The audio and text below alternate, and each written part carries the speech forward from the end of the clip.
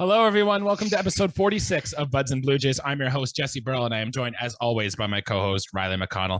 And Riley, we're doing this late at night. We're doing some recording in the dark today.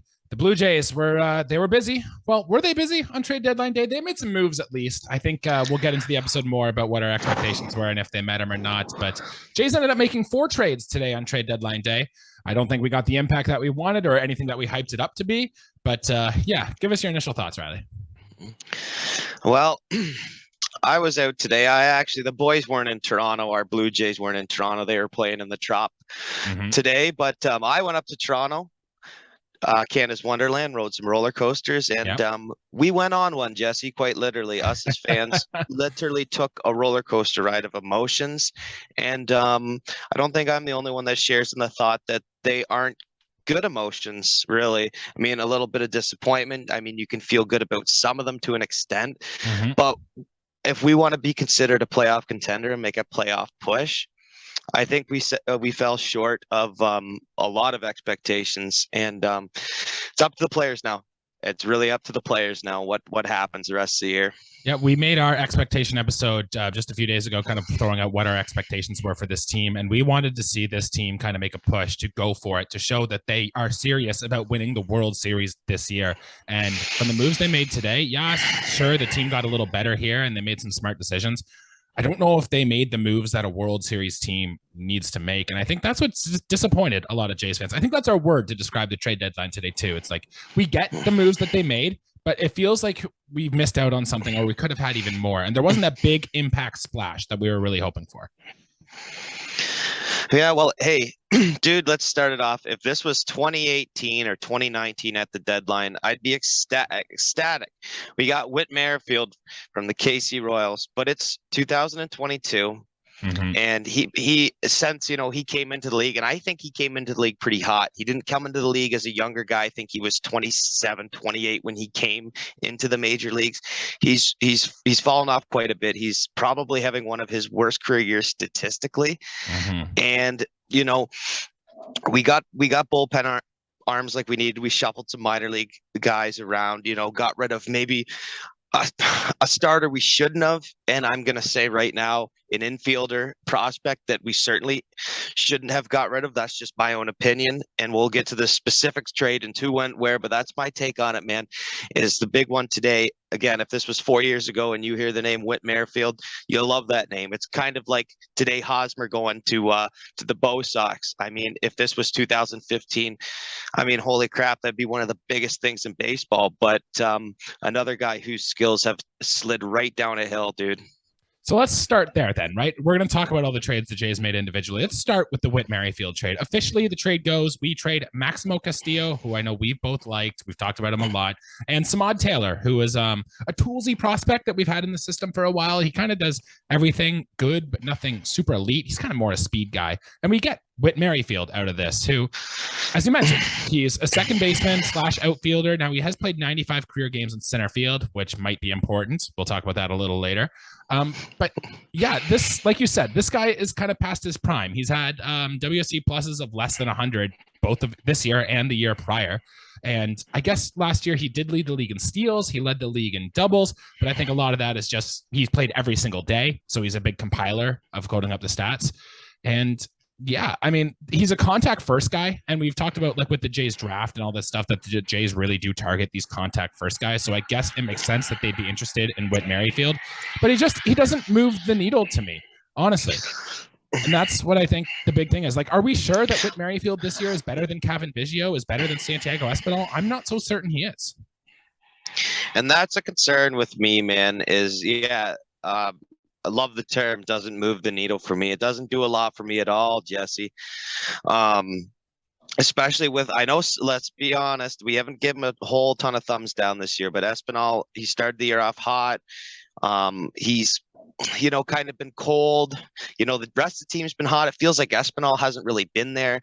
Biggio, of course, is working things out this year. I mean, like I said in many previous episodes ago, like, this is kind of Cavan's make or break year. We got Espinal playing at the level he is, and now we bring in another guy, Whit Merrifield.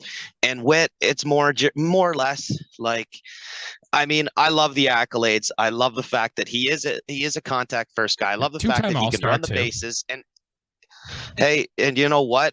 Playing for a hangover Royals team. This isn't the 2015-16 Kansas City Royals. This is someone who came in after, their ALCS runs and everything like that. And he wasn't a part of those teams. He was a veteran guy on lackluster teams, and now for him to find a spot on this team, and I think we're going to get it right to this next, is we kind of look at what's George Springer doing, how's he feeling like as of right this second, because we may need Whit Merrifield to step in and play how many games at center field. I know we got Raimel Tapia, and we now have a guy who can play possibly, the middle infield and the outfield in Whit Merrifield, and that's great. Love the versatility there. Yep. He's going to see some innings, I'm sure, Jesse. This is the thing too. I think the Jays really feel this guy as Springer insurance, especially because we talked our last episode how let's just put Springer in the IL. We need him ready for playoff time. And Whit Merrifield is going to be that guy that kind of covers George Springer, him and Raimel Tapia. This way, it just guarantees Bradley Zimmer isn't going to get more at bats. It's just another guy that can put on the depth chart above him. But the big thing with Whit Merrifield, Riley, is when the Royals just came up to Toronto to play the Blue Jays, Whit Merrifield wasn't allowed to come north of the border. He was unvaccinated. Now, there was a report before that series saying that if he were traded to a team or that's something that needs him to, he would get the shot. Now, we expect him to get the shot. He hasn't yet. Last I heard, he was sitting down with his parents. He was going to talk about whether or not he was going to get it or not. And let me phrase it a timeline for you here. To consider to be fully vaccinated in Canada, you have to have, 2 doses, right? And you have to wait 2 or 3 months in between doses in order to get the third one? That's not an option for Whit Merrifield right now. So the option there is he can take the Johnson & Johnson vaccine, and there, by Canadian rules, he has to wait at least 14 days until he can come back on the roster. So let's say Whit Merrifield got the Johnson & Johnson vaccine today. He still has to wait 2 weeks before he's eligible to play in Toronto. Now, we do get lucky. The Jays are kind of on a big, long road trip right now, so we can kind of see Whit Merrifield probably join the team in Minnesota when we start the 4-game series there. But yeah, he might not be able to play or eligible to play for these first 2 series in Toronto when we get back here. Oh, you're going to love this, Jesse. I'm going to pull another one of my favorite movie quotes. Jesse, this is Whit Merrifield. In 2018 and 2019, he led the American League in hits. Mm-hmm. His only defect is that he can't play in his home ball club stadium. That's there's a little Chad Bradford-esque in that. He throws funny. Yeah, whatever. Here's a bigger one for you guys. He actually can't play in the Rogers Center. Ooh. Breathe for a second. Think. Whatever. Listen, Jesse and I aren't doctors. We just talk about what's written on paper and try and find a reliable source. Our hope is that Whit goes about this the right way and can play baseball not only in the States, but at the Rogers Center as well, because that's what we got him for. And I don't think we would have made the deal if there was anything on the fence. If not, then it was maybe the stupidest trade in a long time. But there's got to be more behind the scenes here. So, I mean, I'm sure something's going to put into action very, very quickly for this to work. I would imagine the Jays wouldn't have done that trade without knowing quite well that he's going to get the dosage. So I think we're going to be okay there. Any last thoughts about that? We can say goodbye to Maximo Castillo. I know it sucks. We like that changeup. He was really good in AA. He was really good in AAA, and he's shown flashes in the majors that he could really, really play well. I don't know what the Royals are going to do with him, but it sounds like he might honestly probably be on the team right now. Any last thoughts about losing Castillo? I mean, I wish him good. I see, when Baraki left us and went to the Mariners, he's been fine, and I love that for him. As long as he's not beating up on us, then it's fine. I like to see guys go on, and if they don't find a spot on a club, if they get moved, that's just it's just business. Ask Christian Vasquez. It's just business, Jesse. Business, yeah. It's just business, man. And we certainly, you and I, Jesse, who know certainly what Whit Merrifield can do, hopes that he brings back and winds back the clock a little bit and can really rack up some hits for us and can produce runs.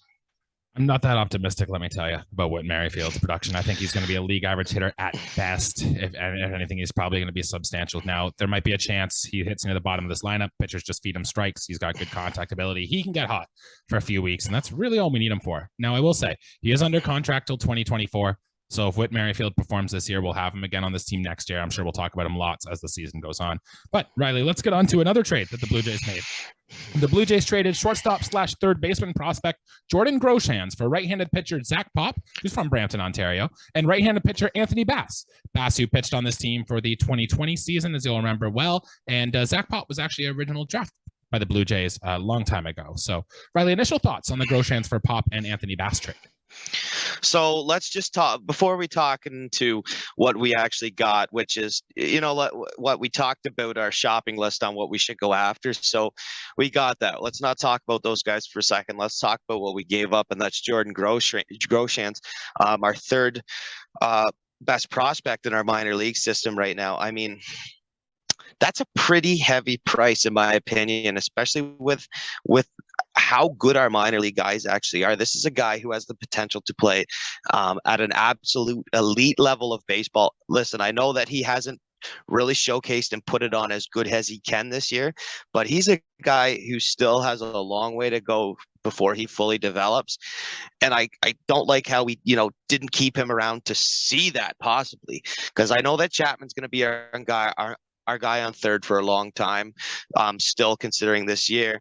And then I would have imagined that Groshans would have moved as a, natural shortstop, whatever, to third base and, kind of file it and, through the pipeline that way.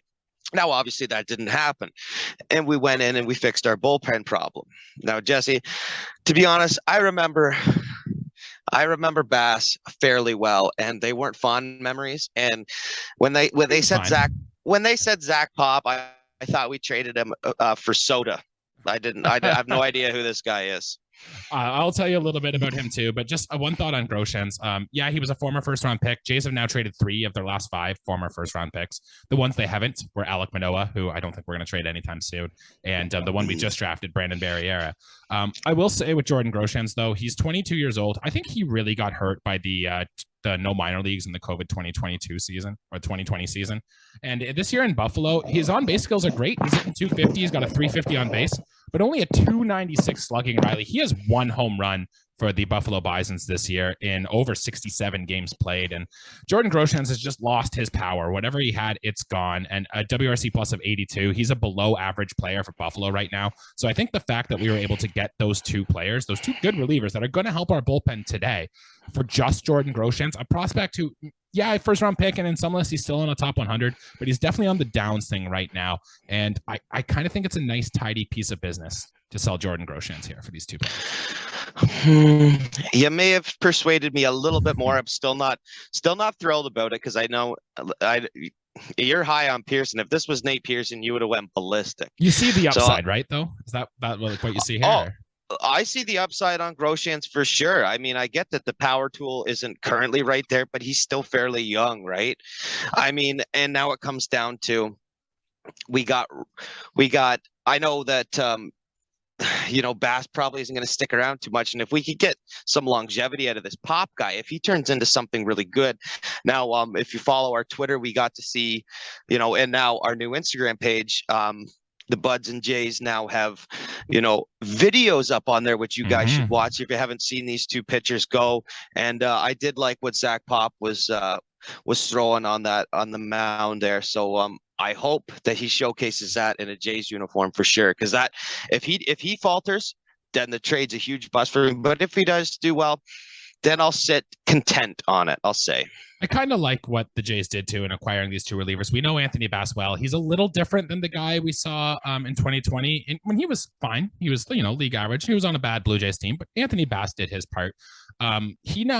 He's been really hammering his fastball inside to right-handed pitchers, and he's just not throwing as many waste pitches as he did before, which I don't know if that's just confidence in his stuff that he thinks it's even better, or he's just, what's the point in throwing a waste pitch? We only get so many in a game. You got to attack. And Anthony Bass is actually having the best year of his career in Miami right now. So it makes sense the Jays want to get him. And Zach Pop is interesting. The Jays really wanted more of a strikeout rate from their bullpen, and Zach Pop will provide that. He's got a good one. He's from Brampton, Ontario, so the fact that he's Canadian too, people are going to really love. And he's a sinker slider type guy, but his sinker, it sits 95, but it can touch it up to 97. And we, like you said, we tweeted out some video of the slider and the fastball. And according to a metric called Stuff Plus, Zach Pop's slider is one of the top 30 in all of baseball, and he only throws it 12% of the time. So I'd imagine the Blue Jays get Zach Pop here. He's going to start throwing that slider more out of his bullpen. And he kind of pictures to me, he's like a right-handed Tim Mesa, and they can kind of work well in that bullpen together. So I'm giving this trade tentatively a thumbs up. Honestly, I don't think we're missing much in losing Groshans. And the bullpen was honestly the biggest need, and the Blue Jays acquired it with this trade. So I think what you're telling me is that I think the Jays fans are divided because, we're kind of both sitting in the way of the Merrifield trade, and I know some people would actually like it. And now you're liking this trade. Mm-hmm. I'm disliking it. And this is the part that's funny is today we didn't make a trade where our whole fandom went, oh my God, this is so good for this team. Yes, like, agreed. What a great job. And that's the tough pill to swallow, sadly, in the game of baseball right now. And the business side of everything is, I'm sure they tried. They just couldn't swing a deal that wouldn't have really drained us or, the other team finessing us, because I'm sure they were looking at a lot of guys, particularly starting pitchers. And I think that the price was probably just too steep. So it goes back to our own guys. But yeah, you like it. You say it's a win. I'll be content. I'll be very content if Zach Pop turns things up. Well, we had one more trade that the Blue Jays made. Well, two, technically. One of them was trading Jeremy Beasley for cash. I don't think much of that. But there was another trade. We traded right-handed pitcher Nick Frasso and left-handed pitcher Moises Brito for right-handed pitcher Mitchell White and Alex DeJesus. And Riley, this was a kind of a trade that surprised a lot of us. This is Mitch White, who's made 10 starts, 15 appearances for the Dodgers this year. He's pitched well. He's pitched to like a 3.5 ERA. And, he's 27. He's under club control until 2027, which is something the Blue Jays liked. I don't have much to say about Moises Brito. I don't really know a lot about him, but I'm really upset here to lose Nick Frasso. He started striking out everybody. And remember when Dunedin had that 26 strikeout game or that 24 strikeout game that we talked about early in the year? Nick Frasso started that game and struck out a ton of them. I can see why the Dodgers like this guy. And if they're not sold on Mitch White, which I don't really blame him. He's 27 and he's finally made his big league debut this year.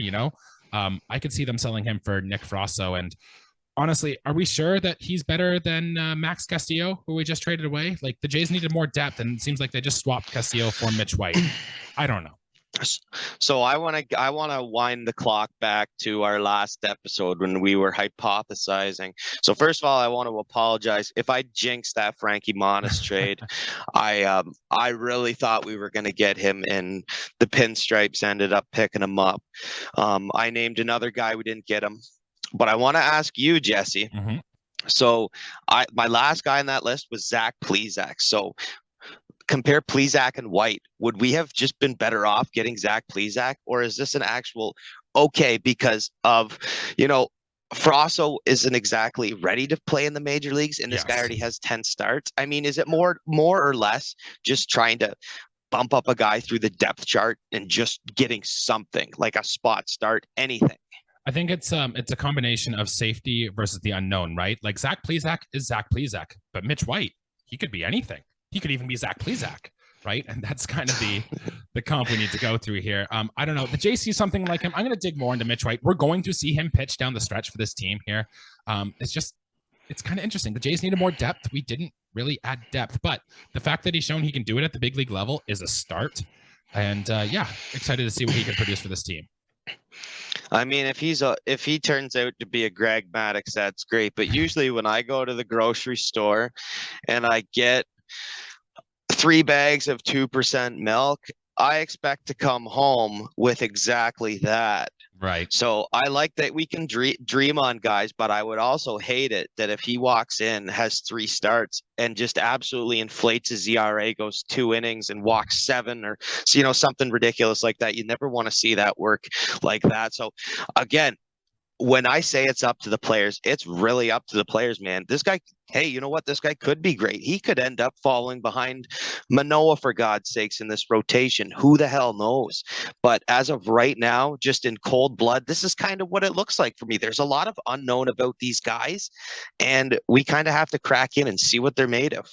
So you talked about how it's all on the players now. So let's talk about the players that are in that locker room and that are going to have to live with this. We remember when they were going to their beach party, like there was some buzz that a lot of players were really excited about what this team's can do. They were expecting a high impact move to get morale going even more. And I will say, Riley, that this team I think has underperformed already where they are. I think they're a better team than they've showed even their record is right now. So the Jays on paper should take an improvement for that, but they kind of wanted one more spark to get us going for it. And I don't think like Zach Pop and Anthony Bass are the guys that are going to really give this team that spark, you know? So are you worried at all that morale is going to be down a little bit with the guys in the club and that they're just going to go on a little slide here? Or you think just talent's going to prevail, cooler heads are going to go, this team's too good, they're going to do this fine? I mean, the month of July was quite crazy. We sent an absurd amount of people to the All-Star game. If you were to just look like that on a piece of paper, you'd say, holy, the Jays must be the best team in baseball. But no, we end up firing our manager. And at the start of August, we end up, not making a splash. And I don't know what the mood is right now, Jesse. I mean, to be honest, it still should be very good considering of the ball they have played as of late. And we're not doing the game. We haven't done the game recap as of right now. We'll do that Thursday. We won a game. We won a game in Tropicana Field tonight. The mood should be pretty good as of how we've been playing as of late. And if anything has changed, then that's kind of where the manager has to step in, or the coaches, and kind of say, hey guys, like take a step back and look at the ball you guys are playing. Because right now there's nothing wrong, but you add these guys, these depth pieces, these star players to prevent anything from going wrong, because we've seen this team derail already this year and we can't afford to have that happen again. Yeah, absolutely. And I think they're in good hands with John Schneider to make sure that doesn't happen. But Riley, let's talk about the trades that the Blue Jays didn't make today, because they were interested in some really high leverage arms. Pablo Lopez, Carlos Rodon were both guys that I really thought the Jays would go after here. They didn't go on either one of them. Neither of them got traded. Frankie Montas, as you mentioned earlier in the episode, went to the Yankees. That one's going to sting because we were hammering the bet hard for Frankie Montas here. The Jays were rumored all day to try to get Noah Syndergaard, who ended up, it was down to Toronto and Philadelphia. He ended up in Philadelphia, along with Raisel Iglesias, who the Jays were linked to as well, ended up in Atlanta. So, Riley, any takeaways here or any thoughts about the guys that we didn't get? Do you think any of these moves are going to come back to bite us in the butt? Or what? I mean, I don't think biting us in the butt's going to be hard. It's hard for Syndergaard to bite us in the butt, being a National League East team, unless we meet the Phillies in the World Series, which I don't see that happening really. However, I kind of like the story with what could have been with Syndergaard. Obviously, he was the piece of the R.A. Dickey trade that brought Dickey and Jays legend Josh Tolle to the Blue Jays, and it would have just been cool to see that come full circle, because we really like starting pitchers. We really need starting pitchers. That seem to be kind of, besides Juan Soto, the starting pitchers is kind of where the trades were at around this deadline and today. Right. Yeah, and I think the Frankie Montas one is going to hurt. The fact that he went to the Yankees, he's going to pitch against us now. That's kind of, I kind of hope we crush him. We kind of have to crush him now, to be honest. And I really hope we do. Raisel Iglesias would have been another bullpen arm. But yeah, the Jays could have made more high impact moves, and they chose not to. So, Riley, that leads me to my next point. What do we do now, right? Because we ended up keeping a lot of our top prospects. I think you and I both thought that Gabriel Moreno was as good as gone. Well, he's not. He's still here. Or Elvis Martinez, who I really thought the Blue Jays were going to go trade. He's still here. He's not being moved. Ricky Tiedemann, who I'm glad we kept, is also still here. So, Riley, what's next? Gabriel Moreno, is he going to be on this team, or is he going to sit in Buffalo for the rest of the season? Because we still have Kirk. We still have Jansen. We've had this conversation before with Gabriel Moreno. And I guess you let Tiedemann and Martinez keep doing the way they're thing in the minor leagues. But what's the end game here for these prospects? Well, let's not put the cart before the horse here. I think for guys like Tiedemann, like Moreno or Elvis Martinez and who have you, they're going to ferment the rest of the year in the minor leagues, which I'm okay with. The fact that we didn't move Moreno, I think, is okay. We hope that he finishes the season strong, because I want to see his value increase. You're allowed to make trades in the off season. It's true. And you know what? That's definitely not off the table. But we're talking about from right now until the end of October, and it's kind of on our guys right now to make sure that we kind of hone in and keep our head at least above the water, because there are teams that got significantly better after this. I mean, you could make like the Yankees, for instance. I know you say I hope we hit Montes good, but there's a reason I like him. Yeah, he's good. He's good. I watch a lot of Oakland A's baseball, man, and it's scary. They did drop Jordan Montgomery, who but got Harrison Bader, who I think is better. He'll be a Gold Glover at best one day, in my opinion. They did drop Joey Gallo, who has less hits than Aaron Judge has home runs this year. So they got rid of an absolute cancer on that team. And you know what? I hate it for Gallo because I do like him. I do not like anyone in pinstripes. I'm glad that he's gone out of there. Listen, man, we're probably not going to win the division at this point. I don't expect any team to come back like that, but we are sitting in a very good spot where we can take home field in a wild card. And I think that's anything lower than that is a failed expectation at this point, or a failed, it's a failed result if we don't take home the number one wild card spot. The Jays are on track to get that. It's going to take, a bad slide for that to happen. And I think the Jays are hoping that maybe Gabriel Moreno can respark his hit tool and he can come up here. But kind of like Jordan Groshans, Gabriel Moreno has lost his power, or he's trying to rediscover it. I don't know. I think here's a theory, Riley. The Blue Jays were on the phones a lot with the Angels today. There were talks about the Noah Syndergaard. There was talks about Raisel Iglesias.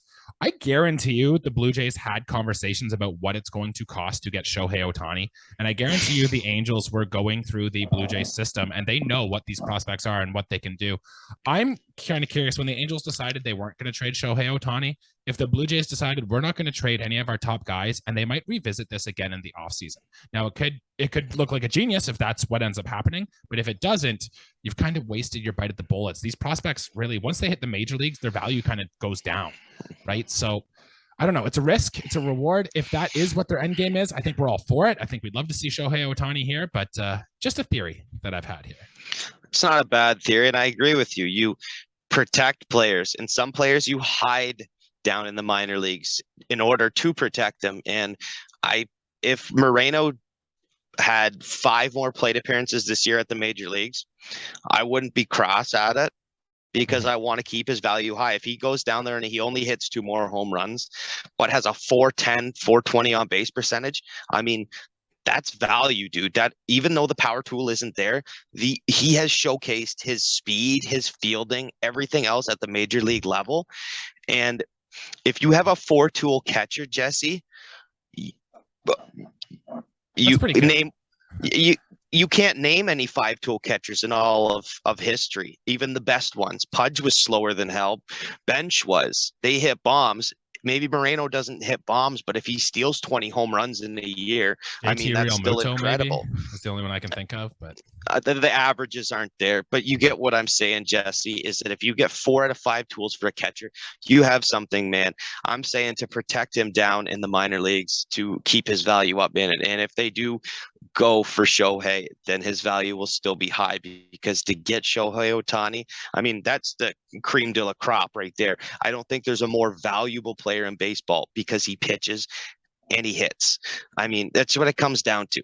Modern day Babe Ruth. Let's wrap up our thoughts on the trade deadline here, Riley. I'm going to get you to grade it out of 1 out of 10, but my final thoughts here is I think it was tough for the Blue Jays to really acquire the pitching they wanted, because aside from their top guys in Tiedemann, Martinez, and Moreno, there isn't a lot of solid guys in the middle, and I think that's where the Padres made a lot of their trades from. Yeah, they gave up high prospect guys. That's where the Yankees kind of traded a lot of their mid-tier prospects, and the Blue Jays they have the top guys, but they don't have a lot of the mid-tiers, and I think other teams saw that, teams that had pitching to give, and they didn't want to sell it to the Blue Jays for that. So I think that's part of the reason why they struggled to get pitching too. And ultimately, I will say, Riley, I think the Jays raised their floor today, but I don't think they raised their ceiling at all today. And that's where I'm going to end my thoughts on the trade deadline there. I'll agree with that, man. I'll give you a letter grade on these trades. So you run by me, and you're cutting out there, Riley. One last kind of deal. Well, I will, if I were to give a letter grade for the Blue Jays here. So I good now? Yeah, go ahead. I'd give the Whit Merrifield deal a C+. but it has room to grow. I guess I'm just going to grade everything as a whole. Look, the Jays needed impact arms. They got impact arms. They replaced Max Castillo with Mitch White. That's a wash. I don't think it's much there. And they didn't really do a whole lot else. I'm giving it a D plus, a C minus. If this leads to something more in the future, I don't know. But I think we were expecting more for the Blue Jays and for the Blue Jays fans here. We were expecting more. We got less. We kind of got to live with it now, Jesse, and hope that this experiment works out. Well, that'll do it for episode here today. Thanks for everyone tuning in. Leave a comment down below, guys, what your thoughts were about the trade deadline. Is there any moves you thought we should have made? Do you think they're making a big mistake by the trades they made? Or are we wrong here? Is Whit Merrifield going to bounce back? Is Mitch White going to be a legit guy? Or is there anything going on here? Or is there something we've missed? Some theory or something that we hadn't talked about? Leave a comment below. Let us know. Riley, you mentioned before, we're on Twitter. We're on Instagram. Give us a follow on both those spots. We want to do that. And one more thing before we get out of here, we wanted to pass an homage to the late Vin Scully, who passed away this afternoon. I was just talking with some guys at my ball team today about our favorite announcers, and of course, Vin Scully came up. So it was quite a shock before we recorded here to say that Vin Scully has passed away. So rest in peace, Mr. Scully. You're, for Blue Jays fans everywhere, and for baseball fans everywhere, you're an important part of our lives. So any thoughts on that, Riley, before we get out of here today?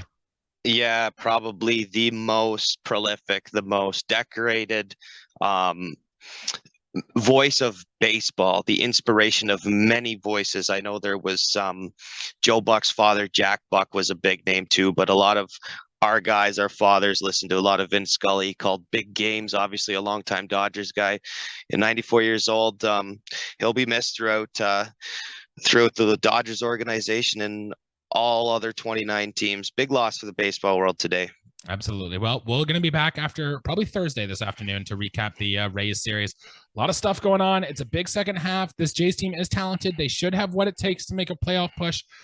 And I guess they're going to have to do it with the guys who are currently in the clubhouse. So let's go Blue Jays. Let's get this done. Let's go, boys. Thanks, guys.